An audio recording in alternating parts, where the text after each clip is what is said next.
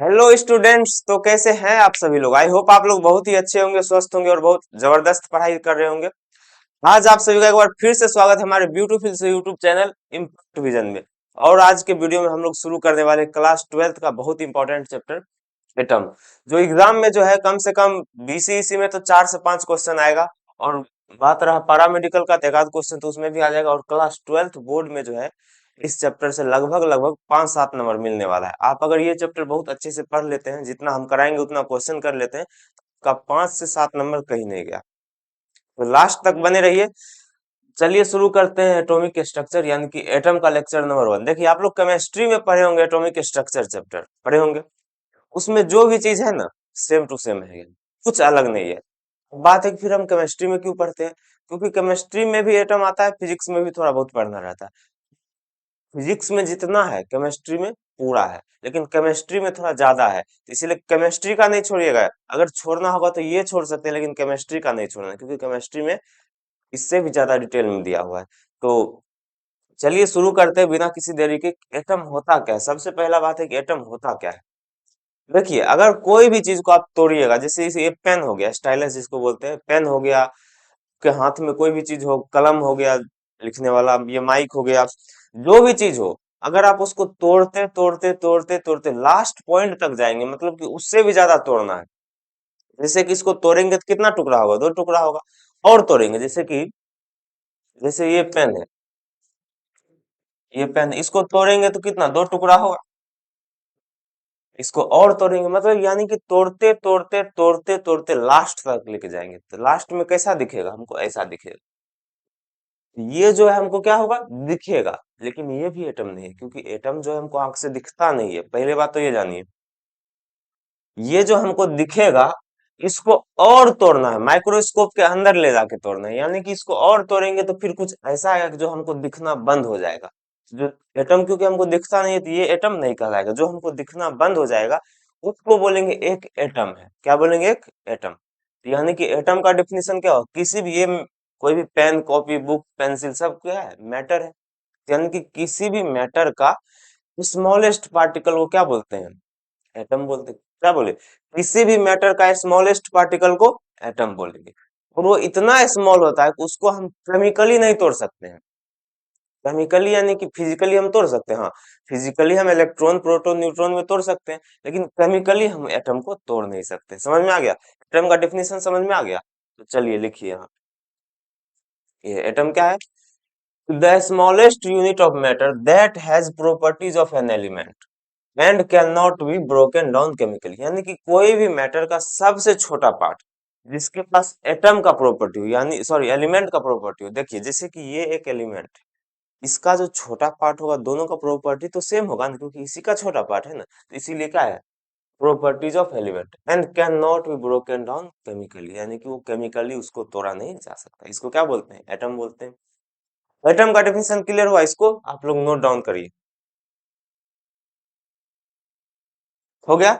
अब है कि कोई भी एटम को हम रिप्रेजेंट कैसे करते हैं। जैसे मान लेते हैं कि कोई कार्बन एटम है, बहुत सारा एटम पड़े हैं, कार्बन, हाइड्रोजन, ऑक्सीजन, नाइट्रोजन, ये सब क्या एटम है। इसको हम रिप्रेजेंट कैसे करेंगे? देखिए, रिप्रेजेंट करने का एक ही रूल है, कोई ज्यादा खतरनाक रूल नहीं है। कुछ दिमाग नहीं लगाना, बस क्या करना है, सबका सिंबल तो आपको याद होगा। कार्बन का सिंबल सी होता है, ऑक्सीजन का सिंबल ओ होता है, हाइड्रोजन का एच होता है, ये सब तो पता होगा ना। एटम को रिप्रेजेंट करते हैं, सबसे पहले उसका सिंबल लिखते हैं। सिंबल लिखते हैं। सिंबल के नीचे में, यहाँ पे सिंबल के नीचे में क्या लिखते हैं? Atomic number. सिंबल के नीचे क्या लिखते हैं? Atomic number. और सिंबल के ऊपर इस कोना में, चाहे इस कोना में, दोनों में से कोई एक कोना चूज कर सकते हैं।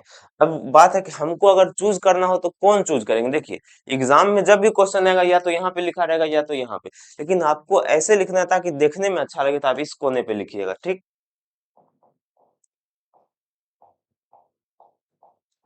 हाँ। तो यहाँ पे क्या होता है? उसका एटॉमिक मास होता है। एटॉमिक मास यानी कि एटॉमिक मास, यानी कि एटम का जो मास है उसको एटॉमिक मास बोलते हैं। तो यानी कि एटॉमिक मास इधर रखेंगे और एटॉमिक नंबर इधर। बात है कि एटॉमिक मास पूरा ऐसे लिखे हैं एटॉमिक मास, तो इसका कुछ शॉर्टकट होता होगा। तो एटॉमिक मास को हम ए से वो डिनोट करते हैं और एटॉमिक नंबर को जेड से डिनोट करते हैं, और सिंबल को जो है, अब कार्बन का सिंबल सी हुआ, हाइड्रोजन का एच हुआ, ऑक्सीजन का ओ हुआ, सबका सिंबल अलग अलग है, तो सिंबल को हम एक्स मान लेते हैं। अब कार्बन होगा तो एक्स की जगह सी लिख देंगे, हाइड्रोजन होगा तो एक्स की जगह एच लिख देंगे, जो भी होगा उसके जगह वो लिख देंगे। तो यानी कि एटॉम का सिंबल ऐसे होता है, एक्स, नीचे में जेड, ऊपर में ए। समझ में आ गया? जेड क्या है? एटॉमिक नंबर है। ए क्या है? एटॉमिक मास है। एक्स क्या है? सिंबल है। ठीक है, इसको लिखिए, एटम को ऐसे रिप्रेजेंट करते हैं, रिप्रेजेंटेशन ऑफ एटम, यानी कि एटम को इस तरह से रिप्रेजेंट किया जाता है। ठीक है, हो गया नोट। चलिए आगे बढ़ते हैं। अब बात है कि एटॉमिक मास है क्या। देखिए, एटॉमिक मास होता है एटम का मास। क्या बोले? एटम का मास। अब एटम का मास कितना हो सकता है? जैसे मान लेते हैं कार्बन है, एक मान लेते हैं फॉर एग्जांपल कार्बन, जिसका एटॉमिक नंबर क्या है? 6 है। एटॉमिक नंबर क्या है? नंबर क्या है? 6 है। एक मान लेते हैं सोडियम, सोडियम इसका एटॉमिक नंबर कितना है? 11 है। ठीक, एटॉमिक नंबर सिंबल क्या होता है देखिए तो, कार्बन का सिंबल क्या है? सी है, सोडियम का क्या है? Na है। ठीक, अब इसका एटॉमिक मास क्या होगा? देखिए, एटॉमिक मास जो भी होता है आपको याद करना पड़ेगा कि कार्बन का एटॉमिक मास 12 होता है और इसका 23 होता है। बहुत बच्चा को ये लग रहा होगा कि एटॉमिक नंबर का जो है डबल होता है एटॉमिक मास। एटॉमिक का तो डबल होता है, लेकिन यहाँ पे डबल से भी ज्यादा है। तो आपको ये याद नहीं रखना है कि डबल होता है, आपको एटॉमिक मास सबका याद रखना है। हाँ, ये मानते हैं कि मैक्सिमम का डबल होता है, जैसे ऑक्सीजन का 8 होता है एटॉमिक नंबर, एटॉमिक मास 16 होता है। लेकिन सोडियम का 11, 23, अल्युमिनियम का 13 और 27 हो जाता है, अल्युमिनियम का 13 और 27 हो जाता है। ऑक्सीजन ये हो गया, और अल्यूमिनियम वो हो गया, एयर हो गया। ठीक, अब जो है हमको इसको रिप्रेजेंट करना है, जैसे कि कार्बन को रिप्रेजेंट करना है, तो कार्बन को ऐसे, तो कार्बन को हम कैसे रिप्रेजेंट करेंगे? एटॉमिक मास पे हम आते हैं, थोड़ा पहले रिप्रेजेंटेशन देख लीजिए। कार्बन को कैसे करेंगे? इसका सिंबल इधर रखेंगे सी, और नीचे में क्या रखते हैं? एटॉमिक नंबर, और ऊपर रखते हैं एटॉमिक मास। बस ऐसे रिप्रेजेंट डिनोट करेंगे कार्बन को। समझ में आ गया? ठीक, सोडियम को कैसे करेंगे? Na1123, सिंपल है। ऑक्सीजन को कैसे करेंगे? O8 और 16। अल्यूमिनियम को Al1327, सिंपल है, ऐसे ही डिनोट करते हैं। ठीक, अब देखिए आप बात करते हैं एटॉमिक मास का। देखिए, एटॉमिक मास यानी कि एटम का मास। अब बताइए, जैसे इसका मास मेजर करेंगे तो कितना? 10 ग्राम, 20 ग्राम, 30 ग्राम आएगा। आप अपने तरफ आसपास जो भी चीजें किसी को भी मेजर करिएगा, या तो ग्राम में आएगा, या तो किलो में आएगा। लेकिन एटम क्या होता है? जैसे ये जो है, इसको तोड़ते तोड़ते लास्ट पार्ट पे जाएंगे, जो आएगा उसी को एटम बोलेंगे। तो यानी कि एटम का मास कभी ग्राम में या फिर किलो में हम लिख सकते हैं? नहीं, लिख सकते हैं, लेकिन बहुत कम ग्राम आएगा। यानी कि अगर हम किसी भी एटम का मास को ग्राम में लिखेंगे, तो पहले उसको ग्राम में लाने के लिए बहुत सारे चीज से मल्टीप्लाई करेंगे। जैसे कि कोई है 10 मिलीग्राम है, तो उसको ग्राम में तो लिख सकते हैं ना, 10 मिलीग्राम को 10 × 10⁻³ ग्राम लिख सकते हैं। लेकिन क्या उसको ग्राम बोलेंगे? कभी नहीं बोलेंगे, क्योंकि वो छोटा सा चीज है, उसको ग्राम में बोलना थोड़ा सा अच्छा नहीं लगता है। इसीलिए एटॉमिक नंबर का अपना ही यूनिट होता है, एटॉमिक मास का, एटॉमिक मास का अपना ही यूनिट होता है, उसको बोलते हैं atomic mass unit. Atomic mass unit, यानी कि इसका एटॉमिक मास कितना होगा? 12 एटॉमिक मास यूनिट। इसका कितना होगा? 23 एटॉमिक मास यूनिट। इसका 16 एटॉमिक मास यूनिट, और इसका 27 एटॉमिक मास यूनिट। ये होता है इसका यूनिट। इसको ग्राम में भी लिख सकते हैं। एटॉमिक मास यूनिट को ग्राम में लिखेंगे, तो उसको जो है Na से डिवाइड करेंगे। Na आपको पता है, एवोगाड्रो नंबर, मोल कॉन्सेप्ट पढ़े होंगे। अगर किसी भी एएमयू को ग्राम में कन्वर्ट करना है, तो उसको Na से डिवाइड करना होगा। Na यानी कि एक नंबर होता है, Na बराबर होता है, सोडियम नहीं होता है। ये जो है Na बराबर सोडियम कभी नहीं दे दीजिएगा। देखिए होता क्या है, बड़का एन और बड़का ए लिखते हैं, लेकिन एन के नीचे में ए लिखते हैं, इससे डिवाइड करना है, ठीक। एन ए होता क्या है? एन ए का वैल्यू होता है 6 × 10⁻23।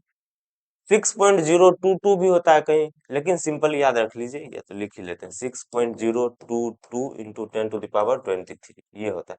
अगर एएमयू को इसे डिवाइड कर देंगे तो ग्राम आ जाएगा। अब बताइए, किसी का मास है 8 एएमयू, सॉरी 16 एएमयू, किसका मास है? ऑक्सीजन का मास है। अब इसको ग्राम में कन्वर्ट करना है तो 16/Na ग्राम हो जाएगा। 16/6.022 एन इंटू 10⁻23 ग्राम, यानी कि तो बहुत कम आया ना, इसीलिए हम इसको ये यूनिट में नहीं पढ़ते, इसको अलग ही यूनिट में पढ़ते हैं, जिसको बोलते हैं एटॉमिक मास यूनिट। समझ में आ गया? तो इसको आप नोट डाउन कीजिए।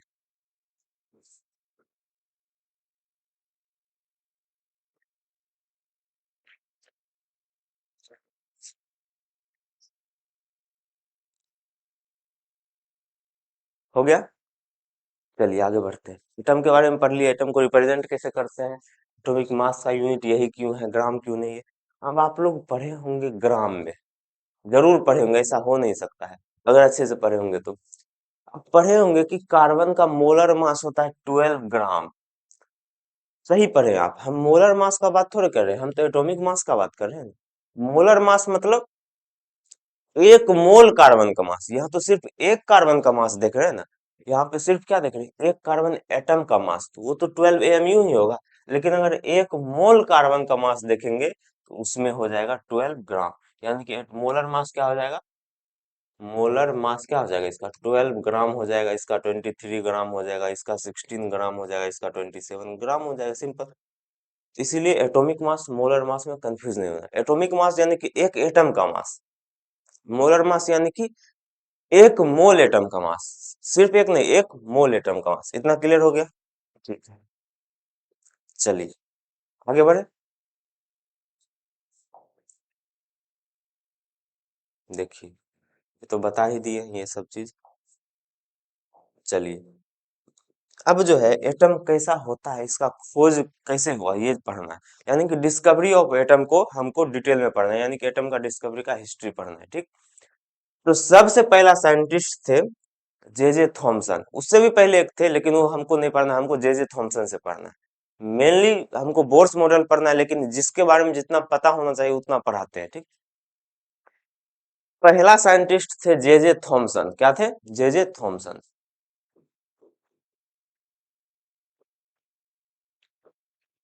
ये जब एटम के बारे में कुछ बताए तो ये बोले एटम जो होता है स्फेरिकल होता है, क्या बोले, एटम स्फेरिकल होता है।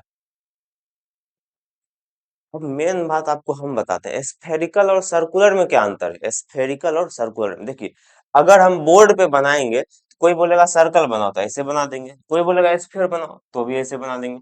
फिर इस दोनों में अंतर क्या हुआ, देखिए, बोर्ड पे बनाएंगे तो सर्कल और स्फीयर दोनों एक ही जैसा बनेगा, लेकिन असली में देखिए सर्कल कैसा होता है कि हाथ में जो होता है ना, चूड़ी हो गया एक, फॉर एग्जांपल चूड़ी, चूड़ी क्या होता है, पूरा ऐसे गोल रहता है, उसके ऊपर नीचे आगे पीछे कुछ थोड़े रहता है, सिर्फ एक रिंग जैसा रहता है, ऐसे रहता है।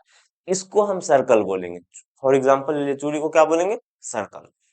लेकिन फुटबॉल हो गया, क्रिकेट बॉल हो गया, ये सब क्या हुआ, पूरा चारों तरफ से रहता है ना, तो उसको स्फेयर बोलते हैं। एटम कैसा है, एटम सर्कुलर है कि स्फेयर है?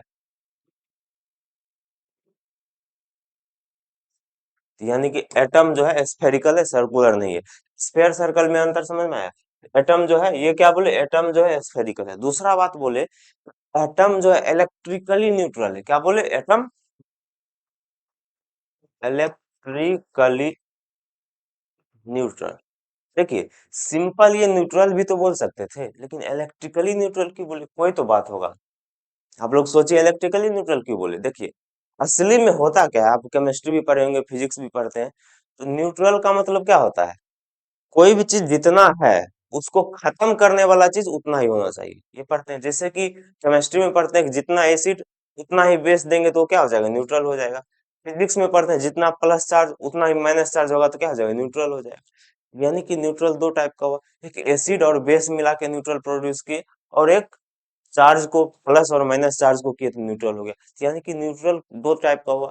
पहला एसिड बेस वाला न्यूट्रल को बोलते हैं केमिकली न्यूट्रल, क्योंकि वो केमिस्ट्री में पढ़ते हैं ना, कोई केमिकल मिला रहे, एसिड क्या है, केमिकल है, बेस क्या है, केमिकल है। दो केमिकल को मिलाने के बाद जो न्यूट्रल प्रोड्यूस होता है उसको केमिकली न्यूट्रल बोलेंगे, लेकिन यहाँ तो दो चार्ज को मिलाने के बाद हो रहा है ना, इसलिए इसको बोलते हैं इलेक्ट्रिकली न्यूट्रल। यानी कि जितना पॉजिटिव चार्ज है एटम में उतना ही नेगेटिव चार्ज है, किसके अकॉर्डिंग, जे थॉमसन के अकॉर्डिंग। ठीक है, एटम क्या है, स्फेरिकल है, इलेक्ट्रिकली न्यूट्रल है। दूसरा, दो पॉइंट हो गया। तीसरा, इससे पूछा गया कि ठीक है आप बोल रहे हैं एटम जो इलेक्ट्रिकली न्यूट्रल है, तो बताइए कहाँ पे चार्ज रहता है। तो ये बोले कि देखिए, चार्ज जो है एटम, एटम ऐसा होता है स्फेरिकल, उसमें पूरा जो है पॉजिटिव चार्ज भरा रहता है। क्या होता है, पूरा पॉजिटिव चार्ज भरा हुआ रहता है। और बीच बीच में जो है, बीच बीच में नेगेटिव चार्ज रहता है। बीच बीच में क्या रहता है, नेगेटिव चार्ज।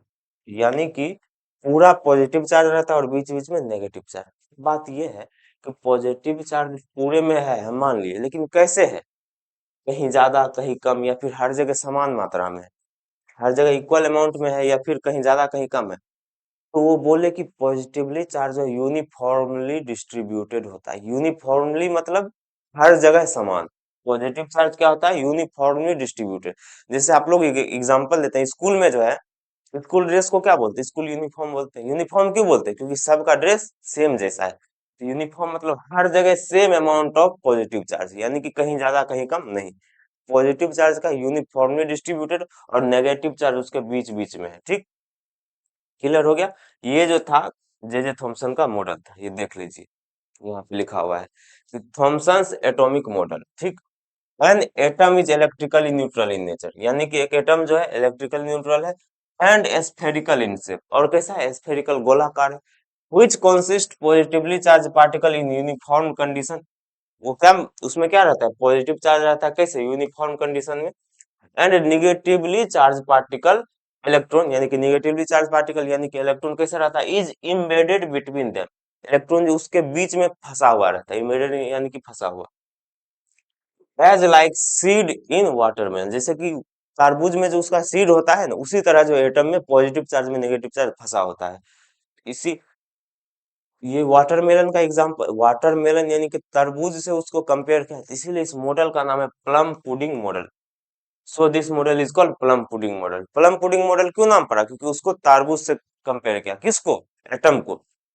ठीक है, देखिए हिंदी में पढ़ते हैं, एक परमाणु की प्रकृति में विद्युत रूप से तटस्थ और आकार में गोलाकार होता है, यानी कि इलेक्ट्रिकली न्यूट्रल होता है, और कैसा होता है, गोलाकार यानी कि स्फेरिकल होता है, जिसमें समान स्थिति में सकारात्मक रूप से चार्ज कण होते हैं, और नकारात्मक चार्ज कण यानी कि इलेक्ट्रॉन तरबूज में बीज की तरह उनके बीच एम्बेडेड होते हैं। एम्बेडेड यानी कि फंसे होते हैं, इसलिए इस मॉडल को प्लम पुडिंग मॉडल कहा जाता है। समझ में आ गया, इसको नोट डाउन कीजिए।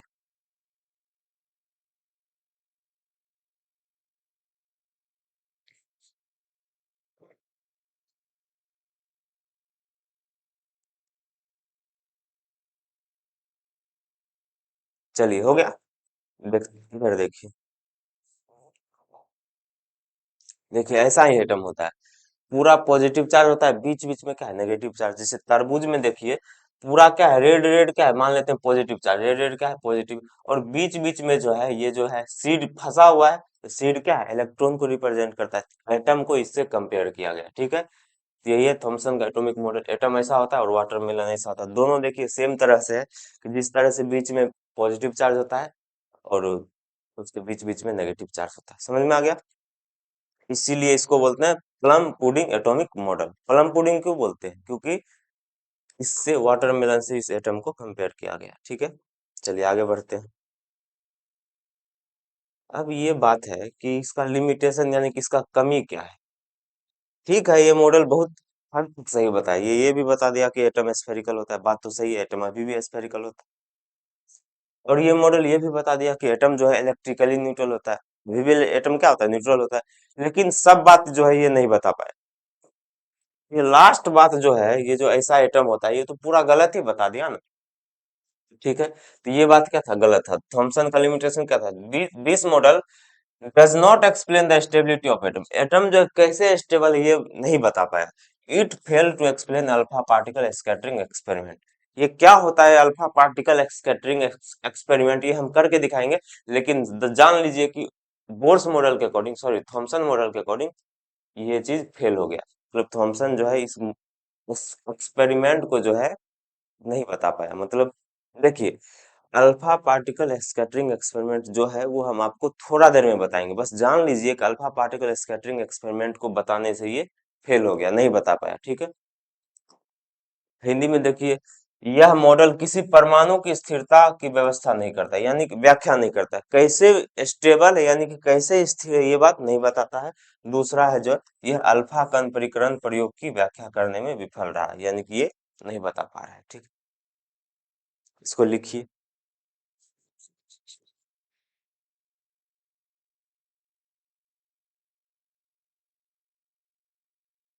हो गया, चलिए आगे बढ़ते हैं। अब देखिए अल्फा पार्टिकल स्कैटरिंग एक्सपेरिमेंट है क्या। सबसे पहले आप जानिए कि अल्फा पार्टिकल क्या होता है। पिछले जो चैप्टर पढ़ाए हम, dual nature of radiation and matter, उसमें अल्फा पार्टिकल के बारे में सब कुछ बताएं। तो जिसको पता है बहुत अच्छा, जिसको नहीं पता है थोड़ा सा 2 मिनट देख लीजिए, अल्फा पार्टिकल के बारे में बताते हैं। देखिए अल्फा पार्टिकल क्या होता है, कोई ना कोई पार्टिकल होता है, उसी को अल्फा पार्टिकल बोलते हैं, ठीक है। उसको साइड में करिए, एक चीज आप लोग से पूछ रहे, बताइए। हीलियम जानते हैं क्या होता है? हीलियम का सिंबल He होता है। इसका एटॉमिक नंबर क्या होता है? 2 होता है। और एटॉमिक मास 4 होता है। क्या चीज? 4 mu होता है। यानी कि हीलियम का एटॉमिक मास 4 mu होता है, एटॉमिक नंबर 2 होता है। एटॉमिक नंबर 2 है, इसका मतलब क्या? इसमें 2 इलेक्ट्रॉन है और 2 प्रोटॉन है। एटॉमिक नंबर जो है हमको नंबर ऑफ प्रोटॉन के बारे में बताता है। अगर एटम न्यूट्रल है तो नंबर ऑफ प्रोटॉन और नंबर ऑफ इलेक्ट्रॉन बराबर होता है, ठीक। यानी कि इसमें नंबर ऑफ इलेक्ट्रॉन कितना होगा? नंबर ऑफ इलेक्ट्रॉन क्या है? 2 है। Number of proton, number of proton कितना है? 2 है। Number of neutron, number of neutron कितना है? 4 में से 2 घटाएंगे, यानी कि 4 - 2, यानी कि 2। ये चीज आप पढ़े, नंबर ऑफ इलेक्ट्रॉन क्या होता है, नंबर ऑफ प्रोटॉन क्या होता है, number of neutron. Number of electron और नंबर ऑफ प्रो देखिए, सिंपली नंबर ऑफ प्रोटॉन जो है एटॉमिक नंबर के बराबर होता है। अगर एटम न्यूट्रल है तो number of proton number of electron बराबर होगा, यानी कि नंबर ऑफ प्रोटॉन इलेक्ट्रॉन बराबर हो गया। नंबर ऑफ न्यूट्रॉन क्या होता है? मास नंबर में से एटॉमिक नंबर घटा देंगे, मास नंबर को एटॉमिक मास बोलते हैं। तो मास नंबर में से एटॉमिक नंबर को घटा देंगे तो क्या आ जाएगा? नंबर ऑफ न्यूट्रॉन आ जाएगा, ठीक है। अब हीलियम में कितना इलेक्ट्रॉन है? 2 है, 2 प्रोटॉन है, 2 न्यूट्रॉन है, ठीक। अगर किसी तरह से इसमें से 2 इलेक्ट्रॉन निकाल देंगे तो कैसा हो जाएगा? अगर इसमें से 2 इलेक्ट्रॉन निकाल देंगे, 2 इलेक्ट्रॉन निकाले यानी कि 2 नेगेटिव चार्ज को हम निकाल लिए तो उस पे 2 पॉजिटिव आएगा। मानिए आपके पास 2 इलेक्ट्रॉन है, -1 -2, 2 इलेक्ट्रॉन हो गया। अब दोनों माइनस को निकाले तो आपके पास प्लस हो जाएगा ना, तो यानी कि हीलियम प्लस हो जाएगा। अगर 2 इलेक्ट्रॉन निकाल दिए तो हीलियम +2 हो जाएगा, ठीक है। ये जो हीलियम +2 है इसको हम अल्फा पार्टिकल बोलते हैं। क्या बोलते हैं इसको? Alpha particle. अल्फा पार्टिकल क्या है? हीलियम +2। अब हीलियम +2 यानी कि अल्फा पार्टिकल में नंबर ऑफ इलेक्ट्रॉन कितना होगा? अरे 2 इलेक्ट्रॉन था, दोनों हम निकाल लेते, इलेक्ट्रॉन कितना बचेगा? इसमें 0 बचेगा। नंबर ऑफ प्रोटॉन कैसा होगा? प्रोटॉन तो जितना था उतना ही रहेगा, और number of neutron, number of neutron ये भी 2 ही रहेगा, क्योंकि प्रोटॉन और न्यूट्रॉन को तो कुछ किए नहीं, हम क्या निकाले? इलेक्ट्रॉन निकाले। इतना समझ में आ गया? लिखिए पहले इसको।